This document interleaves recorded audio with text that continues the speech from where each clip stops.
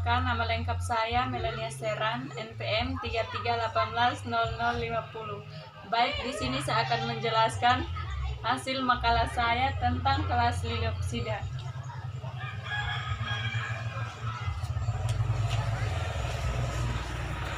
Ciri-ciri umum kelas Liliopsida.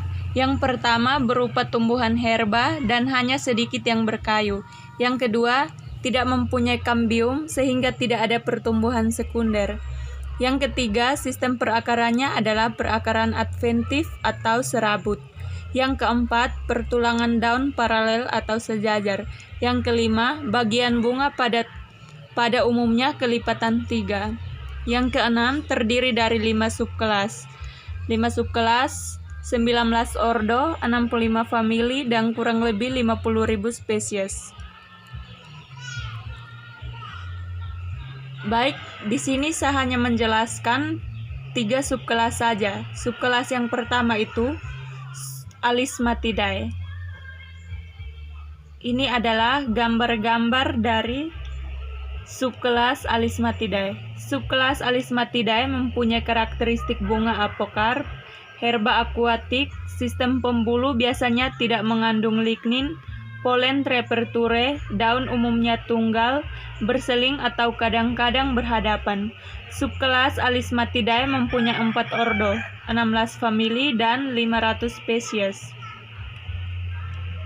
Yang pertama, ordo Alismatales, terdiri dari 3 famili, yaitu famili Alismataceae, famili Butomaceae, dan famili Limnoharitaceae. Yang pertama, famili Alismataceae mempunyai ciri khas, yaitu herba akuatik atau lembab, bunga biseksual seringkali tersusun berkarang, perhiasan dalam 2 lingkaran, sepal 3 hijau dan petal 3 putih. Yang berikut perlekatan karpel apokarp dengan 6 sampai banyak karpel yang lepas-lepas, ovulum 1,2 sampai beberapa. Contohnya Alisma, Echinodorus dan Sagittaria. Manfaat tumbuhan ini sebagai tanaman hias. Yang kedua, famili Butomaceae. Ciri-ciri famili Butomaceae yaitu herba akuatik atau rawa, Laticiferus, mempunyai rizome, daun roset, akar, dan daun linear. Yang kedua, bunga aktinomorf, biseksual, majemuk bisoma, majemuk cimosa, stamen 9 sampai lebih. Yang ketiga, Priantium terdiri dari 2 lingkaran, 3 terluar sepaloid dan 3 terdalam petaloid. Yang keempat, karpel 6 sampai beberapa dengan letak ovulum laminar, polennya monosulcate. Contohnya itu Butomus umbellatus. Famili yang ketiga itu famili Limnoharitaceae. Ciri-cirinya itu herba akuatik, terapung bebas atau tanaman dalam substrat, daun tersusun spiral atau hampir distika pada ujung rizom atau stolon yang terapung. Yang ketiga, bunga sempurna aktinomorf, hipogin, trimer, perhiasan bunga hijau, sepal persisten, 3 besar, 3 petal, stamen 3 sampai beberapa. Yang keempat, polen globosa, inaperture atau 4 sampai beberapa, ovulumnya beberapa sampai banyak. Contohnya itu Limnocharis flava atau genjer. Manfaat tumbuhan ini sebagai bahan sayuran. Yang kedua, ordo Hydrocharytales, terdiri dari 1 famili, yaitu Hydrocharytaceae. Ciri-cirinya Herba akuatik atau rawa, bebas terapung atau tertanam pada substrat. Yang kedua, daun roset akar atau tidak dengan susunan daun bervariasi atau berseling, berhadapan atau berkarang. Bunga yang berikut, bunga kecil dan tidak menarik atau sebaliknya, besar dan menarik perhatian. Actinomorph, epigyn, bunga biseksual atau uniseksual, bunga majemuk atau cimosa atau tunggal 11. Yang keempat, perhiasan bunga dapat dibedakan antara sepal dan petal. Petal 3 berwarna hijau dan sepal 3 berwarna putih atau warna lain. Stamen 2 sampai 3 sampai banyak. Yang berikut, polen globosa, monosulcate atau inapecture, gynocium terdiri dari banyak karpel. Contoh tumbuhan ini, Thalassia, Valinesia, hydrilla. Manfaat tumbuhan ini sering digunakan sebagai bahan percobaan pada bidang studi biologi karena beberapa keunggulannya. Yang ketiga, ordo Najadales. Ordo Najadales mempunyai ciri-ciri sebagai berikut. Habitus berupa herba akuatik, perennial atau tempat lembab, akar menempel pada substrat. Pembuluh ditemukan pada akar atau tidak ada. Plastida tipe P yang terdiri dari protein. Daun umumnya roset akar atau tidak. Bila tidak, duduk daun umumnya berseling. Bunga umumnya kecil dan tidak menarik. Anemophilus atau hydrophilus, actinomorph atau zygomorph, hipogyn, biseksual atau uniseksual, berupa perbungaan spica atau racemosa, cimosa atau bunga tunggal. Ordo Najadales ini terdiri dari 10 famili dan 200 spesies. Famili yang paling dominan adalah famili Potamogeton. Contohnya Potamogeton sp. Ciri-ciri famili Potamogetonaceae: yang pertama, ovulum tunggal pada masing-masing karpel. Yang kedua, duduk daun tidak roset akar, perbungaan bermacam-macam. Yang ketiga, bunga sempurna, tepal 4, stamen 4, polen globosa, dan merupakan tumbuhan di air yang bersih. Yang keempat, ordo Triudales, terdiri dari 2 famili, yaitu famili Triudaceae dan famili Petrosaphis. Yang kedua, subkelas Arachidae.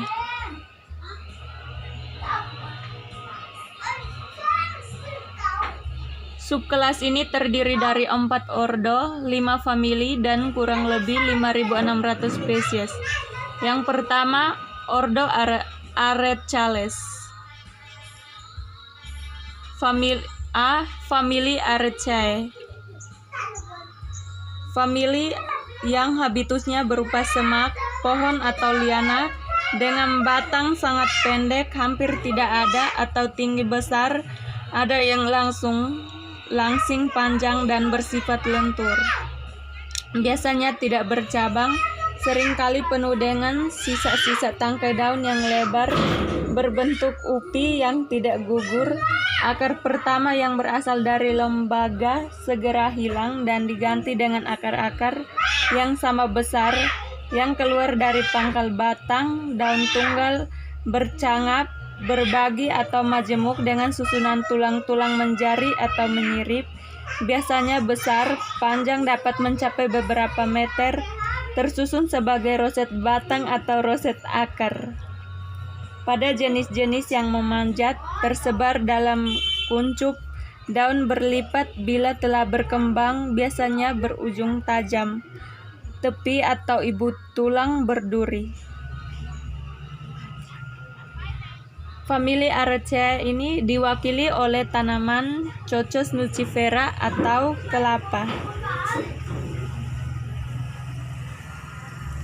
Pohon kelapa ini manfaatnya pada bagian daunnya yang digunakan sebagai bahan pembungkus yang dianyam, pada akarnya yang bisa dijadikan bahan baku pembuatan bir, batangnya digunakan sebagai bahan bangunan, serta buahnya bisa dimakan atau bisa diolah menjadi minyak. Yang famili yang kedua, famili Pandanaceae. Famili yang habitusnya berupa semak, perdu atau pohon dengan batang yang besar dan rumbuh tegak bercabang-cabang, atau berupa liana dengan batang-batang memanjat. Pada pangkal batang terdapat akar tunjang. Kadang-kadang akar keluar dari bagian batang yang lebih tinggi, bahkan dari cabang-cabangnya daun sempit, panjang, bangun pita dengan tepi berduri kecil-kecil tajam. Dari duri kadang-kadang juga pada sisi punggung ibu tulangnya, tersusun dalam garis spiral atau spirotik yang biasanya ada 3 bunga berkelamin tunggal, telanjang tersusun sebagai bunga tongkol yang bersifat majemuk, terdapat pada ujung batang atau dalam ketiak daun-daun pelindung yang besar.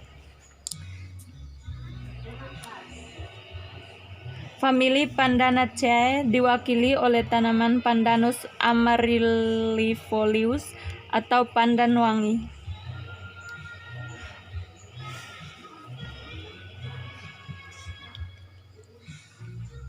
Tumbuhan ini dimanfaatkan sebagai pewarna makanan. Fungsi daun pandan dimanfaatkan sebagai tikar, tas cantik, dan bahkan dimanfaatkan sebagai alas sendal. Dan selain digunakan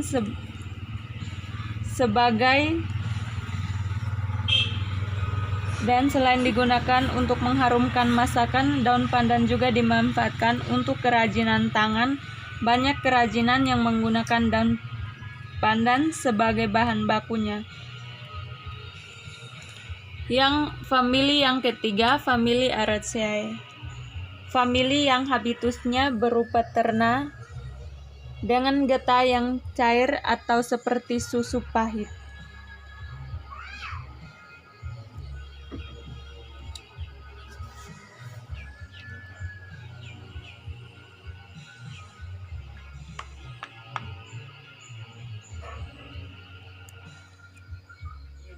Subkelas yang ketiga adalah subkelas Comενilidae.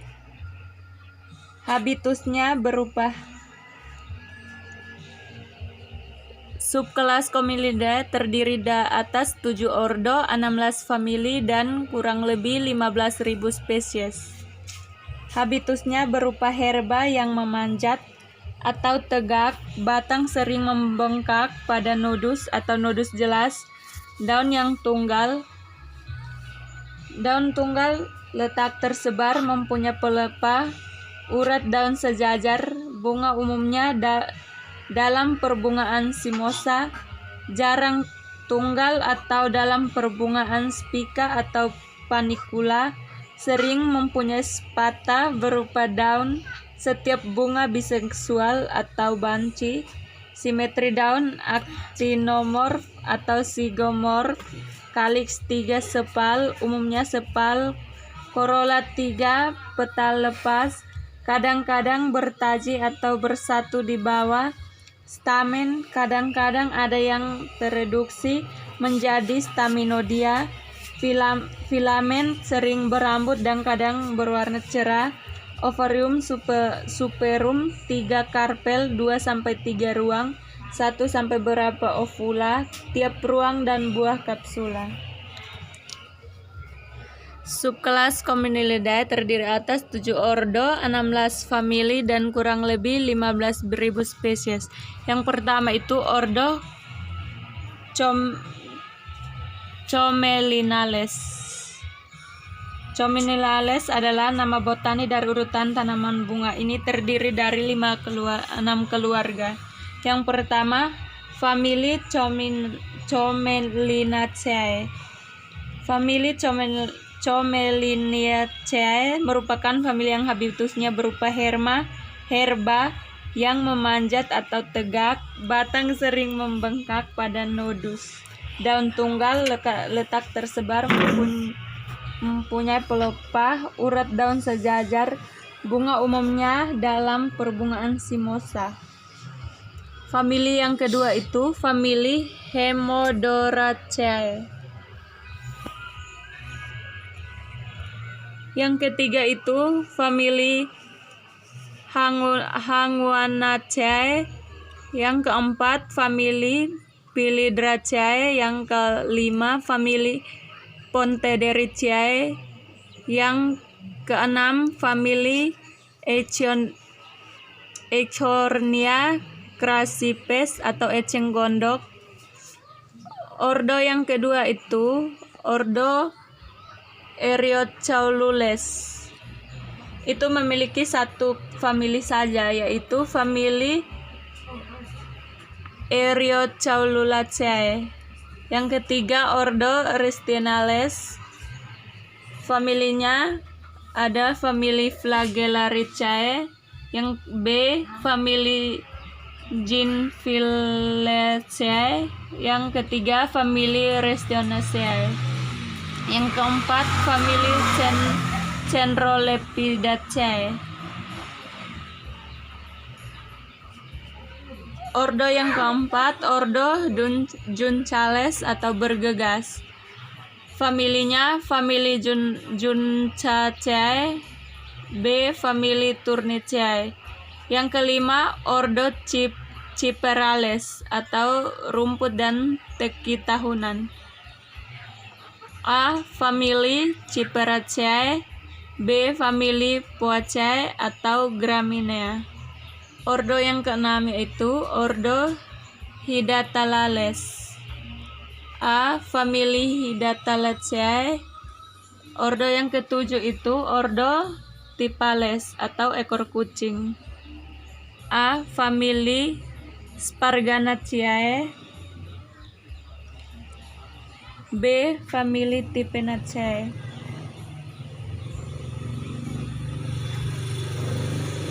Habitat subkelas Commellidae mulai dari spesies tropis bagi mereka yang mendiami padang pasir, padang rumput atau ilalang, rawa atau padi, hutan atau bambu, dan tundra. Berbagai spesies masing-masing toleransi ekstrim panas, dingin, kelembapan, dan kekeringan. Hampir setiap jenis habitat berisi setidaknya satu anggota subkelas ini. Manfaat dan kerugian subkelas Commellidae. Tumbuhan yang termasuk dalam subkelas ini mempunyai banyak manfaat, yaitu sebagai berikut. Yang pertama, dapat dimanfaatkan sebagai bahan pangan seperti padi, jagung, gandum, dan lain-lain. Yang kedua, dapat dijadikan sebagai bahan obat, contohnya tanaman kunyit. Yang ketiga, dapat dijadikan sebagai tanaman hias karena ada beberapa spesies yang mempunyai bentuk morfologi yang menarik atau unik seperti tanaman sesongko. Yang keempat, dapat menaikkan taraf hidup manusia karena ada beberapa jenis mempunyai nilai ekonomi tinggi seperti gandum, padi, jagung, dan lain-lain. Yang kelima, dapat dimanfaatkan sebagai industri rumah tangga atau kerajinan seperti pada tanaman bambu. Selain adanya manfaat pada subkelas Commellidae, ada juga beberapa kerugian dari subkelas Commellidae, yaitu sebagai berikut. Pada keluarga Ciperaceae ada beberapa jenis tanaman yang menjadi gulma bagi tanaman pertanian, contohnya ilalang atau keluarga Ciperaceae.